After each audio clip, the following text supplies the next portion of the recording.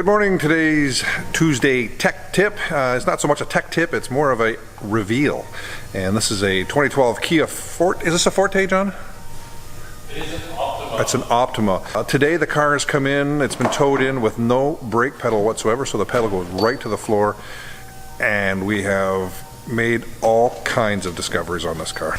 Now, the immediate problem with this car, the reason it got towed in is because the brake line in the passenger front of the vehicle has ruptured, and the brakes are in such bad condition on this car that I would imagine that the owner of this car was pushing so hard on the brakes to make this thing stop. This brake pin, this is the caliper pin, is supposed to slide back and forth freely with very little effort. As you can see, these are completely stuck. Well, now we're going to go to the front. We're going to take a look at a very interesting thing we found in the front.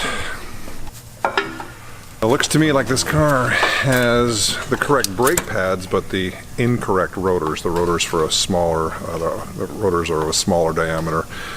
They're at least 10 millimeters too small, which would explain why this customer was having such a hard time with their brakes. I don't know who did these. I'll have to figure out from the client who did them.